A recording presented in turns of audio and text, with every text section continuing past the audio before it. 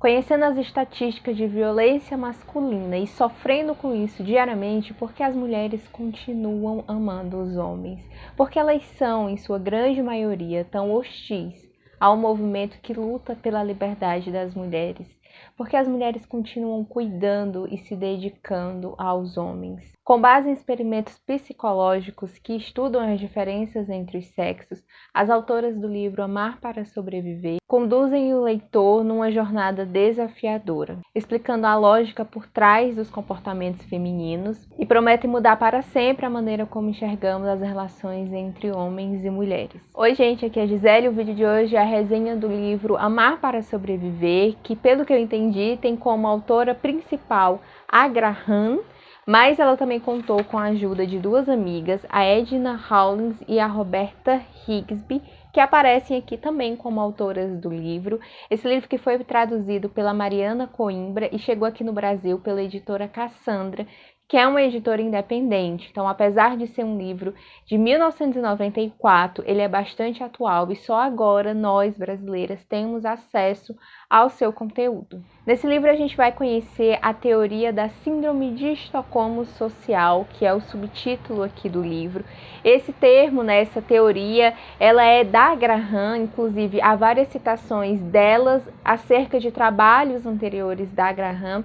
Então é um livro bem acadêmico, ele é super bem estruturado e bem referenciado também, o que acaba agradando leitores, que gostam de saber de onde saiu tais informações. E antes da gente entrar precisamente nesse tema, é importante entender o que é a Síndrome de Estocolmo. Para quem está por fora, ele foi um termo cunhado durante a década de 1970, mais precisamente 1973, quando houve um assalto a um banco em Estocolmo, na Suécia, e o criminoso, que ele fugiu do presídio, entrou lá nesse banco e ele fez 4 reféns, sendo 3 mulheres e um homem. E uma das exigências dele era que um comparsa que ainda estava preso fosse liberado e entrasse no banco. Então os policiais fizeram, atenderam a esse pedido dele, e aí passou a ter esses 2 homens, comandando este assalto. Além de diversas exigências, que eles tinham, como eles queriam ficar em liberdade, ter carro, dinheiro, tudo para sair ali do banco e liberar os reféns, algo que chocou muito as pessoas que estavam acompanhando pela televisão, porque isso durou 5 dias, então a galera ficou em casa assistindo a todo o desenrolar do caso, foi o fato de que os reféns pareciam terem se afeiçoado aos criminosos. Eles tiveram contato com a polícia e uma das reféns, se não me engano o nome dela é Christine, ela fez uma ligação para o primeiro-ministro, da época, e ela sempre falava muito bem dos criminosos que estavam ali com eles e muito mal da polícia. Eles pareciam extremamente hostis à polícia e tinham muito medo da forma como a polícia estava lidando com a situação. E foi aí que psicólogos passaram a estudar melhor o caso e entenderam que, devido à situação de grande perigo que essas pessoas foram submetidas, elas acabaram vendo nesses bandidos uma opção de sair dali ilesos. Eles acreditavam que estavam mais seguros se aliando a eles do que a polícia, por exemplo. Então, o primeiro capítulo desse livro, a gente vai entender como que foi esse assalto e o que aconteceu, tudo com base na investigação de um repórter chamado Daniel Lang.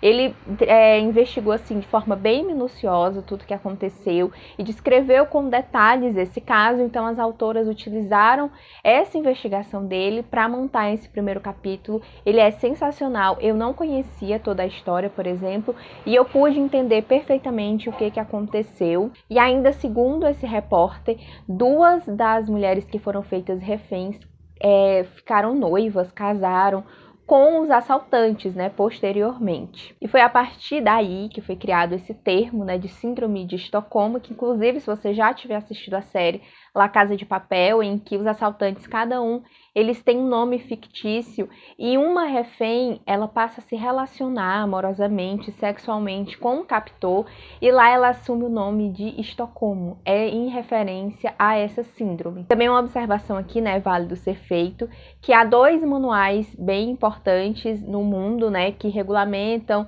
e dão diretrizes para doenças, né, transtornos mentais, que é o DSM e o ICD, e eles não reconhecem a síndrome de Estocolmo. Daí, no capítulo 2, a gente já conhece a teoria em si, né? A teoria da síndrome de Estocolmo social.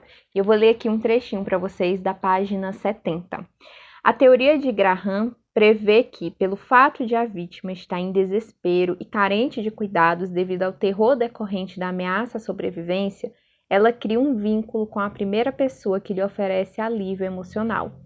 É especialmente provável que um vínculo se forme se a pessoa oferecendo alívio emocional for o agressor, porque a bondade dele cria a esperança de que o abuso cessará. Aqui é a síndrome de Estocolmo generalizada, né? A autora, uma das autoras, falando sobre o fato de que elas acreditam, né? Essa é a teoria, que nós mulheres estamos sempre em situação de risco na sociedade, e por isso a gente se afeiçoa aos nossos possíveis agressores, que são os homens. É por identificar situações de perigo que a gente tenta agradar e tenta ser amigável com os homens. Daí, nessa parte, as autoras elas fazem uma análise de literatura acerca de 9 grupos diferentes de reféns, buscando entender os motivos que os levaram a se afeiçoar aos seus agressores, raptores. O capítulo 3, ele é sem dúvidas o mais difícil de ser lido, porque elas abordam o estupro, a violência doméstica, a pobreza, feminicídio, incesto, enfim, elas vão tratar de situações que tornam propício o desenvolvimento da síndrome de Estocolmo social nas mulheres. Um ponto que eu achei muito bacana nesse capítulo é quando elas abordam o isolamento ideológico. Eu vou ler aqui um trechinho para vocês, na página 136. Uma mulher exposta a ideias, opiniões, atitudes, sentimentos e necessidades de homens e crianças e que não tem contato com ideias, opiniões, atitudes, sentimentos e necessidades de mulheres em situação semelhante à sua, é uma mulher que está ideologicamente isolada. O isolamento ideológico ocorre sempre que as mulheres não têm acesso a pessoas que adotam as perspectivas das mulheres e não as dos homens. Quando as mulheres se reúnem, mas há ao menos um homem presente, é provável que ocorra o isolamento ideológico. Isso acontece porque a maioria das mulheres tenta cuidar dos homens e se precaver contra a raiva deles. Por esse motivo, os homens costumam ser líderes de grupos, tornando-se mais influentes do que as mulheres do grupo. A maioria dos homens ficam aborrecidos se as mulheres focam a atenção umas nas outras, e a maioria das mulheres tem medo de aborrecer os homens. E isso daqui é muito importante a gente analisar porque é feito até os dias atuais. É muito comum você ver jovens, seja criança, adolescente, pré-adolescente, afirmando que não tem amizade com mulheres porque a amizade de mulher não presta, porque a amizade de mulher é falsa, e isso é uma enorme mentira e é utilizado pelos homens até os dias atuais como isolamento ideológico, porque é mais fácil de manipular uma mulher quando ela está sozinha, quando ela não tem o apoio, a perspectiva de outras mulheres. Então é por isso que é muito importante as mulheres estarem atentas e sempre corrigir jovens quando elas repetem esse tipo de frase ou quando elas estão agindo dessa forma, porque quando a gente amadurece um pouco, a gente entende o quanto é importante ter mulheres à nossa volta, quanto que é importante ter essa rede de apoio. Então eu fiquei muito triste ao analisar, né, lendo esse livro, que até os dias atuais a gente enxerga esse tipo de atitude nos jovens, né? Ou seja, é algo cultural realmente, que elas não percebem o quanto é prejudicial ter amizade somente com homens e estar apenas em rodinhas com homens. Então nesse capítulo elas se propõem basicamente a explicar que todas as mulheres estão expostas a situações propícias para o desenvolvimento da síndrome de Estocolmo social, que é a ameaça à sobrevivência, a impossibilidade de fuga, o isolamento e a gentileza, que é o ponto que vem depois, né? Os homens, eles te isolam e passam a ser gentis com você para que no momento em que alguma violência aconteça ali, ele venha com outra gentileza. Isso cria um ciclo, né, vicioso, em que você vai sempre tentar agradá-lo para que aquela violência não volte a ocorrer. No capítulo 4, que foi o meu preferido, as autoras analisam se a síndrome de Estocolmo social influencia o desenvolvimento psicológico das mulheres. Daí eu vou ler aqui um trechinho para vocês, tá na página 160. Antes dos anos 1960, as mulheres dependiam mais do casamento para sobreviver. À medida que mais mulheres começaram a ter empregos remunerados fora de casa e o divórcio foi se tornando mais aceito entre as décadas de 60 e 70, nós pudemos ser mais assertivas em nossos relacionamentos com homens. A teoria da síndrome de Estocolmo social sugere que nós, mulheres, somos mais propensas a colocar os interesses, os sentimentos e as necessidades dos homens antes dos nossos, quanto a nossa sobrevivência depende da boa vontade deles. Ou seja, mulheres que estão presas em casamentos em que elas são dependentes, principalmente financeiramente dos homens, elas acabam se tornando dependentes emocionais também, porque elas não veem saída daquilo. E por mais que seja aceito, né, nós já estamos em 2022, seja aceito o divórcio, é muito difícil uma mulher, se ela tiver filhos, ela conseguir se desvincular desse homem, ela conseguir ter uma vida tranquila, até mesmo porque as mulheres casavam muito jovem. Então, às vezes, elas escolhiam de forma ali não tão consciente aquela pessoa com quem elas iriam casar.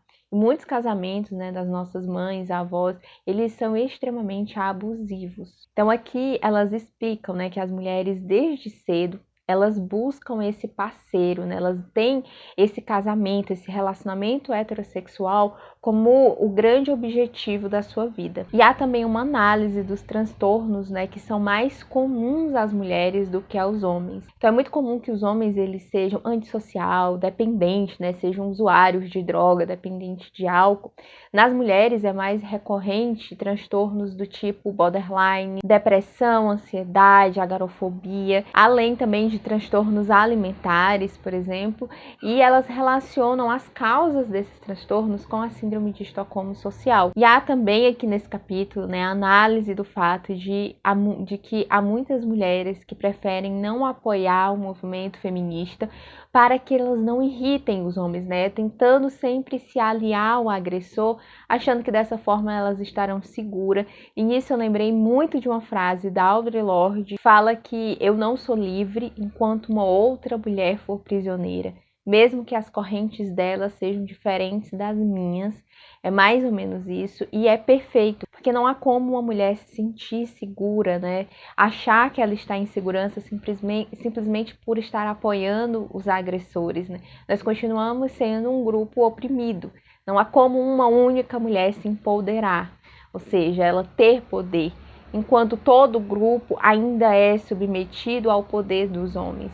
Isso é uma grande ilusão. E o capítulo 5, gente, ele também é maravilhoso, porque elas confrontam a possibilidade de que a feminilidade, a heterossexualidade das mulheres, ou seja, né, o amor pelos homens, seja apenas uma reação da síndrome de Estocolmo social. E é aqui a parte, com toda certeza, que muitas pessoas ficam, sabe, tipo, explode, assim, porque você começa a se questionar se realmente você gosta dos homens, se você realmente se sente bem ali estando com eles, ou se você está apenas tentando sobreviver. E ela aborda também o fato de associarem o termo feminilidade com traços de personalidade associados a subordinado, ou seja, a indivíduos, né, que têm uma postura que agrada os agressores. Para isso eu vou ler um trechinho, está na página 217 e 218. Eu achei bem interessante isso aqui também, ó.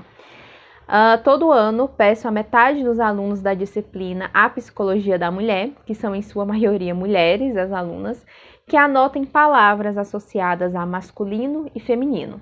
E a outra metade da turma, ela pede que faça a mesma coisa, só que com as palavras dominante e subordinado. Os alunos sempre ficam surpresos com o resultado. As associações com o termo masculino e dominante muitas vezes são idênticas.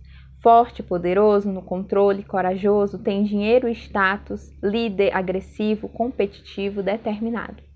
Igualmente, as associações com os termos feminino e subordinado são muitas vezes idênticas. Fraco, pequeno, dependente, inseguro, não assertivo. No entanto, os alunos percebem que quando as associações similares não são idênticas, elas costumam ser mais positivas com o termo feminino do que subordinado. Daí ela colocou assim, que curiosamente, quando eu modifico essa tarefa e peço que os alunos façam associações de palavras com os termos feminino e vítima, os resultados são semelhantes. Em muitos casos, os mesmos termos são associados com ambas as palavras. E é aqui que a gente encontra assim, muito debate, muita coisa a ser conversada sobre a socialização da mulher, ou seja, sobre a feminilidade, sobre a forma como a sociedade impõe que a mulher haja e reaja a determinadas situações. No capítulo 6, elas fazem uma análise da ficção científica feminista, então há citação de alguns livros, eu ainda não li esses livros, mas já são livros conhecidos e que tem aqui no Brasil, tipo Terra das Mulheres, e ela propõe, né, a análise de alguns termos, que é, por exemplo, empatia e poder de conexão das mulheres, a linguagem que é capaz de articular, né, os interesses das mulheres, desconfiar e responsabilizar os homens pelas violências deles. Também fala sobre mulheres guerreiras e o respeito à nossa raiva. Eu achei bem interessante, esses são tópicos, né, dentro do capítulo, e ela traz exemplos, né, dentro da ficção para poder embasar essa discussão. Eu achei muito bacana. E é que ela não traz soluções para a situação em que a gente vive, mas ela propõe que as mulheres continuem acreditando em um futuro em que há a possibilidade de mulheres e homens se relacionarem de forma mútua, sabe? Em que haja respeito. E ela fala bastante que a gente, né, vivendo em uma situação em que nós vivemos, nesse tipo de sociedade, é muito subversivo a gente continuar acreditando na mudança e continuar buscando melhorias. Segundo a autora, o objetivo dela aqui foi inspirar mulheres a redirecionar a nossa coragem, né? E ao invés da gente tentar sobreviver agradando aos homens, buscar viver nos agradando. Então, gente, eu sei que esse vídeo ficou longo. Para encerrar, eu gostaria apenas de salientar que é uma leitura extremamente difícil. É muito doloroso ler e se identificar até com as pequenas violências do dia a dia. Todas as mulheres vão se identificar muito com o que está descrito aqui no livro, mas se você tiver sido vítima de violência doméstica, de estupro, abusos, né, de forma geral, será ainda mais complicado. Então vá com calma. Eu passei em torno de 3 meses dedicado nessa leitura, eu ia intercalando com outros livros, mas ele é extremamente interessante, bem escrito, fluido. Então eu recomendo muito a leitura. Esse livro está disponível na Amazon atualmente. Quando eu comprei era somente com a editora, mas agora elas colocaram a venda pela Amazon e eu vou deixar o link para quem quiser comprar. Então, se você tiver chegado até aqui, eu vou pedir para já se inscrever no canal. Semanalmente eu trago conteúdos literários aqui. Gosto muito de fazer resenha, apesar de não ser o vídeo mais apreciado aí por vocês, mas eu continuo trazendo. Vou deixar aqui também de sugestão um outro vídeo, caso tu queira continuar me assistindo. Te agradeço muito por ter me feito companhia até aqui e eu espero te ver nos próximos vídeos.